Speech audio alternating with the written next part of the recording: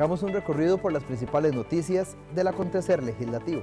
Asamblea Legislativa Noticias, porque hay cosas buenas que decir.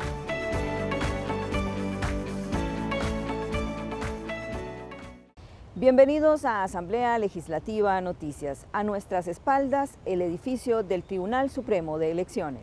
En una fecha importante, este próximo domingo serán las elecciones municipales 2024 y por supuesto desde ya los invitamos a participar de esta fiesta democrática. Estos son nuestros titulares de esta edición. Investigación de financiamiento de partidos políticos determinó 2 estructuras paralelas en campaña del presidente Chávez. Aprueban aumento de plazo para eliminación de registros judiciales. 24 proyectos aprobados y avance en temas de seguridad, lo más destacado en sesiones extraordinarias. Vamos al detalle de las informaciones. Periodo de sesiones extraordinarias cierra con 24 proyectos aprobados y avance en temas de seguridad. Un nuevo periodo de sesiones extraordinarias cerró y con ello la agenda legislativa deja de estar en control por parte del Poder Ejecutivo. Desde la oposición reconocen que hubo mayor avance en comparación con los 3 periodos de extraordinarias anteriores. Avanzamos más que en las anteriores, acordémonos que en las anteriores del gobierno estuvimos trabajando prácticamente monotemáticamente en jornadas 4-3, el resto de agenda nacional se olvidó. En estas sesiones extraordinarias el gobierno decidió convocar más proyectos, lo que demuestra que avanzamos más en la Asamblea Legislativa y aprovechamos más estos meses a pesar del receso de fin de año. Aprobamos 24 proyectos de ley, de los cuales 4 son de la fracción Unidad. Creo que es una dinámica en la que todos tenemos que poner de nuestra parte. Nosotros tenemos que, con antelación, decirle al gobierno, mire, esta es la lista, por ejemplo, en la Comisión de Gobierno y Administración que yo presido, esta es la lista de proyectos que quisiéramos que ustedes nos convoquen porque es importante avanzar en estos proyectos y en esa línea pues debe haber más comunicación. Creo que eso puede también solventarse con la dinámica en la que entramos ayer de tener reuniones periódicas con el presidente. 24 proyectos aprobados, el acuerdo para impulsar 10 proyectos en materia de seguridad y mayor acercamiento en la relación entre Casa Presidencial y el Congreso son algunos de los avances más destacados. Ha sido bastante positivo, se han aprobado proyectos importantes para el país, no necesariamente todas las iniciativas del Poder Ejecutivo, evidentemente, pero creo que ya nos hemos ido acomodando mejor. Ha habido un gran avance, por ejemplo, en los proyectos de seguridad, que eran prioritarios, Torre de la Esperanza, que para el gobierno era muy importante porque tenemos 20 años de esperar, ahí está la plata y la caja asume plena responsabilidad para hacerlo, inversión pública para que Mideplan realmente pueda acelerar todo lo que es la inversión pública y algunos otros proyectos importantes. La convocatoria fue un poco más amplia que en los periodos anteriores y eso permitió que por lo menos nos mantuviéramos trabajando. No fue del todo buena. Por ejemplo, en la Comisión de Reforma del Estado solo convocaron 2 proyectos. Uno es la derogatoria de la Agencia Espacial Costarricense, que de por sí nunca ha funcionado, entonces no es una reforma trascendental. Entonces la comisión estuvo trabajando, pero en nada productivo. Sin embargo, bueno, sí se aprobaron algunos proyectos de ley importantes, avanzamos mucho con algunos proyectos de seguridad que son importantes y eso marca una diferencia con respecto a periodos anteriores de sesiones extraordinarias. En comparación, definitivamente este es un periodo mucho más positivo que el anterior, donde pues tomamos la vía rápida y más bien fue lenta. Creo que avanzamos de manera importante en materia de seguridad, a pesar de que estábamos en sesiones extraordinarias y el Poder Ejecutivo tiró la toalla y desistió de insistir en los proyectos que se tenían que aprobar. Creo que asumimos responsablemente los diputados la conducción de las sesiones y pudimos avanzar pues significativamente en proyectos de seguridad. Algunos de los proyectos aprobados son la ley de prórroga de la amnistía para la formalización y recaudación de las cargas sociales, que permite a los trabajadores independientes formalizar su situación con la Caja Costarricense de Seguro Social. El expediente 23.449, ley de promoción de denuncias y protección de las personas denunciantes y testigos de actos de corrupción contra represalias laborales. el 22.470, Ley del Sistema Nacional de Inversión Pública, y el 23.737, que consiste en una reforma al cumplimiento de la pena para obtención del beneficio de libertad condicional, pasando de la mitad a 2/3 en el cumplimiento de la condena. Otros proyectos en materia de seguridad tienen que ver con la creación del Centro de Capacitación del Organismo de Investigación Judicial y la actualización de parámetros para limpiar el expediente judicial, o mejor conocido como la hoja de delincuencia. A partir de ese 1 de febrero y hasta el 30 de abril, la agenda pasará nuevamente a control de las fracciones legislativas.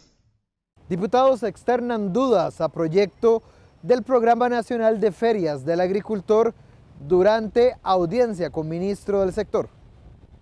Los diputados de la Comisión de Asuntos Agropecuarios externaron una serie de dudas al proyecto expediente 23.914 que crea el Programa Integral del Mercadeo Agropecuario y el Programa Nacional de Ferias del Productor Agropecuario. Así lo manifestaron en el marco de la audiencia que tuvieron con el ministro de Agricultura y Ganadería, Víctor Carvajal. El jerarca señaló que la propuesta crea un marco jurídico de las ferias del agricultor sin conformar un nuevo ente, sino que transforma la ley existente.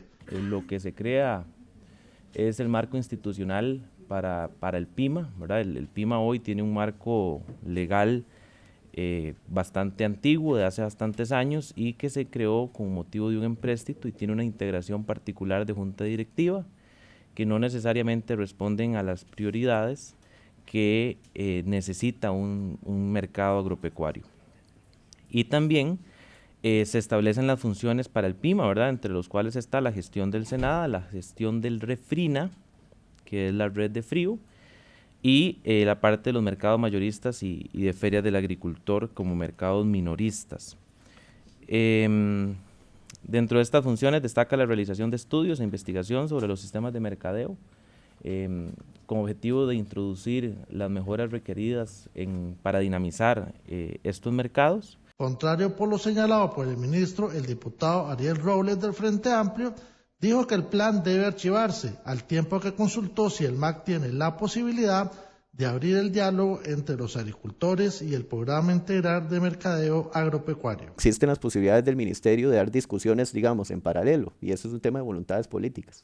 Es decir, si es posible abrir el diálogo, como por ejemplo discutir el tema del PIMA, ¿verdad? Y lo otro, abrir el diálogo con los sectores que hoy están aquí a la espalda suya, ¿verdad? Y afuera un montón de gente que tienen preocupaciones con el tema de las ferias, que hay voluntad para cambiar algunas cosas que son necesarias. Ciertamente podría verse como dos proyectos necesarios, pero en realidad son complementarios, y si uno no pasa, pues el otro tampoco tendría mucho impacto, o sea, porque la integración, por ejemplo, de la Junta, si no va a tener el tema de rectorías de ferias, pues no tendría ningún sentido, por ejemplo, que ellos tengan un espacio ahí, si ahí no se va a comercializar, no va a haber un rol específico sobre ellos. En cuanto a su posición de archivo, pues es completamente respetable, esa es la decisión de ustedes. Nosotros como Ejecutivo sí creemos que en virtud de que nosotros recibimos gente, productores que nos explican, que nos dicen, vea, esto está pasando esto, ocupo que me ayude. La legisladora Ada Acuña del oficialismo dijo que este es un tema país, por lo que se debe dialogar más. Defendió la necesidad de hacer cambios a la ley de ferias. Hay muchas cosas buenas, hay muchas cosas positivas, y tal vez lo más importante en el contexto en el que estamos es que este proyecto de ley está poniendo sobre la mesa las necesidades de más diálogo y más oportunidad de revisar qué es lo que está pasando. No solamente el proyecto PIMA, modernización, sino también lo que está pasando con diferentes sectores que tienen que ver con las ferias del agricultor. Hoy respetamos muchísimo la oportunidad que nos dieron los agricultores de escucharlos y de conversar y de decir, no queremos este proyecto. Don Víctor, esa es su inquietud. Montserrat Ruiz de Liberación Nacional también se sumó a la idea de archivarse y redactar un nuevo plan para la participación de todos los sectores. Los presidentes de los centros agrícolas de Grecia, Nelson Cooper, y de Alajuela, Henry Álvarez, presentaron observaciones al expediente 23.914, que busca crear el Programa Integral de Mercado Agropecuario PIMA y el Programa Nacional de Ferias del Agricultor. Cooper aseguró que se debe modernizar la ley de PIMA, pero no mezclarla con la Feria del Agricultor. Que me parece correcto la modernización de la ley del PIMA, que hace falta para poder ajustar algunas situaciones para mejorar la comercialización del SENA y en general de lo que son los mercados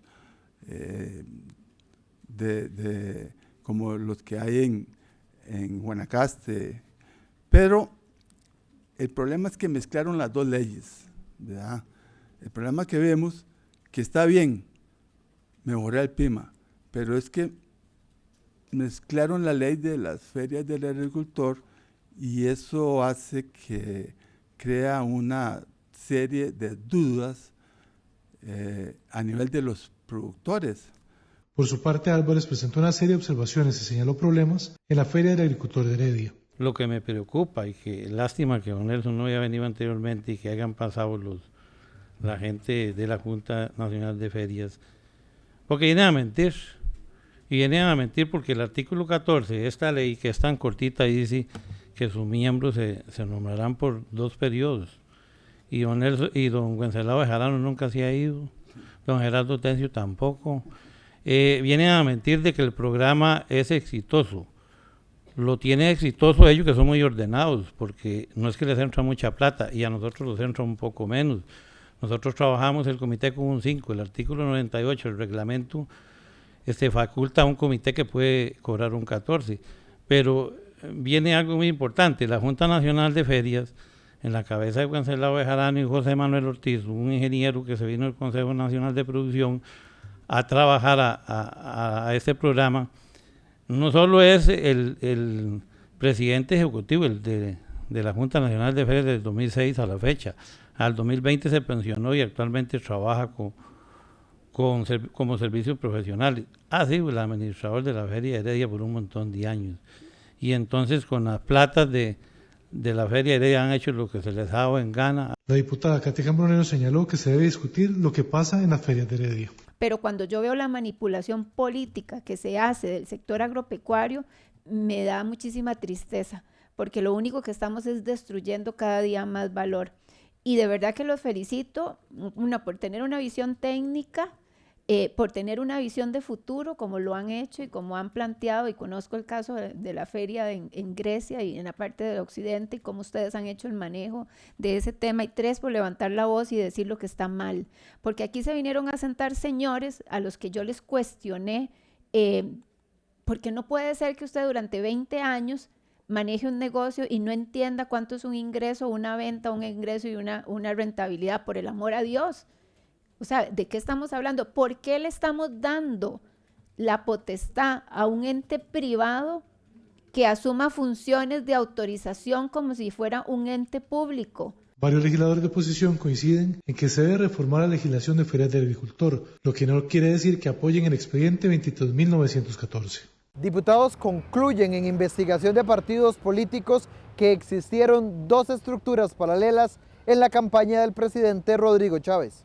La operación de al menos 2 estructuras paralelas en la campaña presidencial del actual presidente de la República, Rodrigo Chávez Robles, para pagar gastos de campaña, violentaron el artículo 128 del Código Electoral.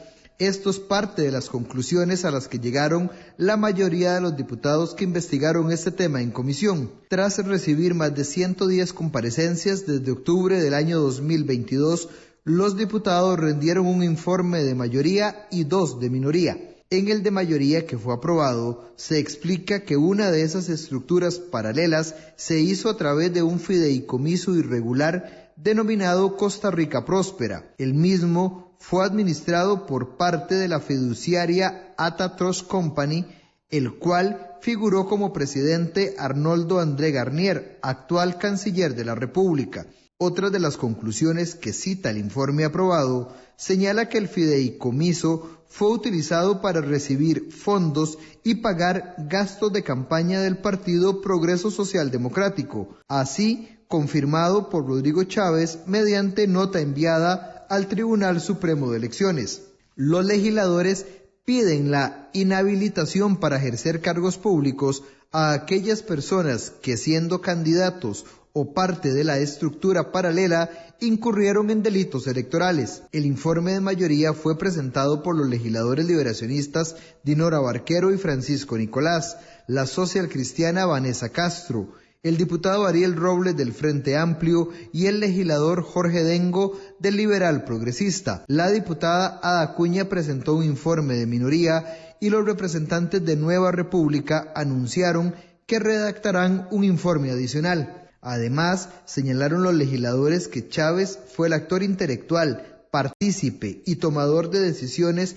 en todos los alcances del fideicomiso como una fuente ilegal de financiamiento de su campaña. También propusieron reformas electorales para que situaciones como las encontradas no se repitan. La legisladora Vanessa Castro de la Unidad Social Cristiana manifestó que se ha realizado una investigación para tratar de indagar si hubo estructuras paralelas en diferentes partidos. El hallazgo fundamental, que es la presencia de dos estructuras paralelas, que era el objeto de la comisión, dos estructuras muy claras paralelas del Partido Progreso Social Democrático. La estructura fundamentada en la cuenta de la señora Sofía Agüero y el señor, donde el señor Jack Love, que también figura en la otra estructura paralela, eso es importante, donde el señor evidentemente pasa dineros para que estos sean utilizados en el financiamiento. Y la estructura gigante que se da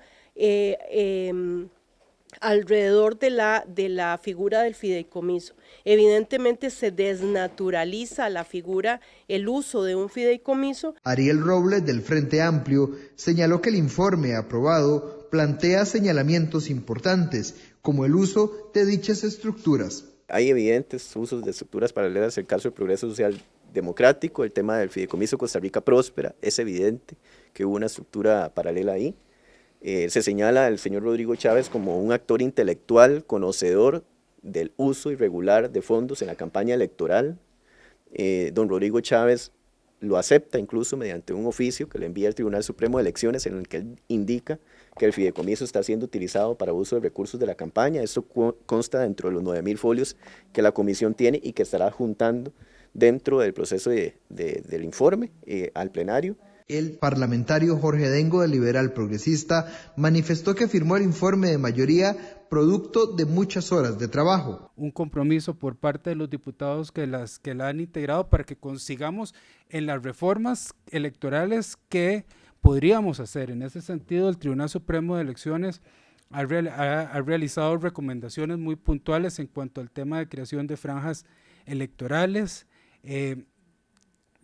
posibles formas para que la contribución estatal para las campañas políticas se hagan de manera anticipada, posibles reglas más claras para el uso o desuso de los bonos, el tema del origen de los fondos y de dónde vienen es algo que yo creo que nosotros podemos como Asamblea Legislativa entrarle y trabajar en eso. Por su parte, la legisladora oficialista Ada Acuña señaló que le llama la atención como 5 diputados que no revisten información de la campaña del Partido Liberación Nacional. Lo único que nos se remiten los 2 informes y queda claro es lo del salto al vacío. Hay mucha evidencia, hay no solamente evidencia, sino aquí varios testigos confirman el hecho y eso es lo único que tienen los 2 informes y que comprueban en sus conclusiones y en sus recomendaciones. Por último, algunas de las cosas que nos pareció que también había suficiente información con respecto a la campaña y lo que fue el viaje a República Dominicana, no se argumentó absolutamente nada. El parlamentario José Francisco Nicolás de Liberación Nacional sostuvo que quedó claro que no se utilizó solo una, sino varias estructuras ilegales. Utilizaron de mala manera la figura del bono electoral, del bono de deuda política, y lo elevaron a 40% de descuento, lo cual es un negociazo para quienes contribuían en esa campaña del actual presidente. Tercero, utilizaron testaferros, es decir, personas que enmascararon donaciones de extranjeros, tanto en efectivo como en especies, para poder hacer llegar recursos a la campaña pasada. Cuarto, estamos pidiendo el levantamiento del secreto bancario para figuras como el presidente de la República, doña Pilar Cisneros, el señor Federico Cruz. Sobre el Partido Liberación Nacional, indicaron en el informe que ante la resolución del Tribunal Supremo de Elecciones, que calificó el video Salto al Vacío como una evidente propaganda político-electoral, el mismo no fue reportado como una donación en especie o similar, constituyendo una acción que en apariencia no se adecúa al ordenamiento jurídico, siendo materia que debe ser atendida por el Tribunal Supremo de Elecciones. En cuanto al partido Nueva República, el informe recomienda al Ministerio Público ampliar la investigación del posible delito de fraude de ley en el préstamo otorgado por la empresa Hacienda Solimar Sociedad Anónima. Además, se determinó la posible utilización de una doble garantía de bonos electorales y pagarés. Aprueban aumento de plazos para la eliminación de los antecedentes judiciales. Los legisladores aprobaron el proyecto 23.746 que modifica el registro judicial de las personas sentenciadas en los siguientes casos. Después de cumplir la condena impuesta, si la pena es de 10 días, multa. Cuando la pena sea inferior a 3 años, la cancelación de los asientos se efectuará al transcurrir el plazo de la pena. 3 años después de cumplir la condena impuesta, cuando la pena sea entre 3 y 5 años y delitos culposos. 5 años después de cumplir la condena impuesta, cuando la pena sea entre 5 y 10 años en adelante. 10 años después de cumplida la condena impuesta, cuando la pena sea de 10 años en adelante y cuando sea por delitos tramitados bajo el procedimiento especial de crimen organizado, terrorismo o delitos sexuales contra menores de edad, homicidio calificado, feminicidio y delitos contra los deberes de la función pública. En los casos de delitos cometidos por una persona en condición de vulnerabilidad y con familiares dependientes, el juez o la jueza de ejecución de la pena valorará la cancelación de los asientos una vez cumplida la pena impuesta, con excepción de los delitos tramitados o bajo la tramitación del procedimiento especial de crimen organizado, terrorismo, delitos sexuales contra menores de edad, homicidio calificado, feminicidio y delitos contra los deberes de la función pública. Según explicó la diputada Priscila Vindas, si la solicitud de certificación de juzgamiento se hace para fines laborales. Poder garantizar que aquellos delitos graves se mantengan en esta ley, pero también dotar de oportunidades a aquellas personas que han cometido delitos con penas menores a 5 años y que puedan, una vez purgada su condena, reinsertarse y buscar empleo. El diputado proponente del proyecto es Leslie Bojorges y es parte de la agenda acordada de proyectos para contener la inseguridad ciudadana. Pretenden modificar la libertad condicional para permitir el arresto durante el disfrute del beneficio. Los legisladores aprobaron en su trámite de primer debate el expediente 23.519, ley para revocar o modificar el beneficio de libertad condicional al condenado que sea arrestado en el disfrute del beneficio.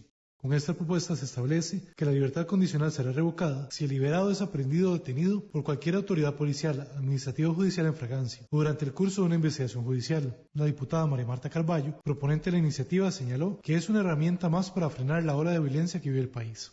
Hay que decir las cosas realmente como son. La gente tiene derecho a equivocarse, sí, y tiene derecho a reivindicarse y tiene derecho a cambiar, sí lo tienen.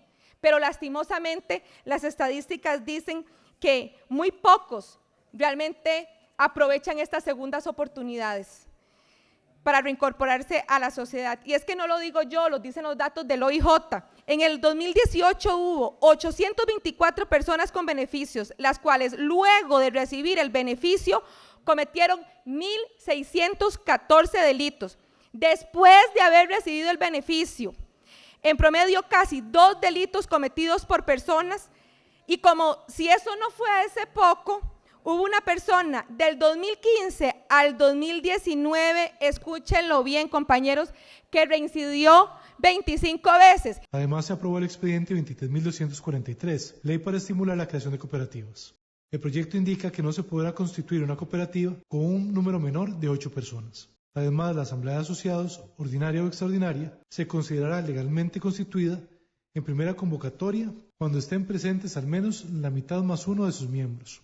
La legisladora Montserrat Ruiz resaltó la importancia de la reducción de miembros. Este proyecto nace debido a la gran dificultad que se enfrentan las personas que quieren crear una cooperativa en Costa Rica. La conformación de un proyecto cooperativo siempre es lo más difícil, y es así como la reducción de miembros para conformar una cooperativa viene a agilizar hoy esta conformación en un primer momento. Debo decir que este es un proyecto que se ha trabajado en los últimos 25 años y hasta hoy, en este cuatrienio, es que estamos debatiendo adecuadamente cuál sería la cantidad adecuada para traer un movimiento tan valioso y una figura empresarial que a lo largo de sus 81 años le ha dado beneficios a todo el país, mucho más en zonas rurales. También se aprobó el expediente 23.549, que declara el 30 de julio de cada año como el Día Nacional del Primer Sufragio de las Mujeres en Costa Rica. El proyecto autoriza al Instituto Costarricense de Turismo a incorporar en sus programas turísticos de visitación nacional e internacional el distrito de La Tigra en el cantón de San Carlos, como el sitio icónico del primer voto femenino en Costa Rica. Hasta aquí Asamblea Legislativa Noticias. Este próximo domingo los invitamos a que participen del proceso electoral y los esperamos en nuestra próxima edición.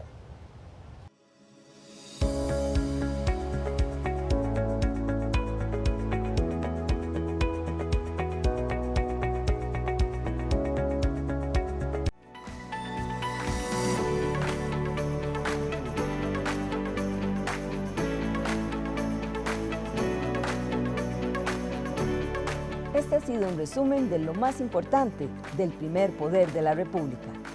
Asamblea Legislativa Noticias, porque hay cosas buenas que decir.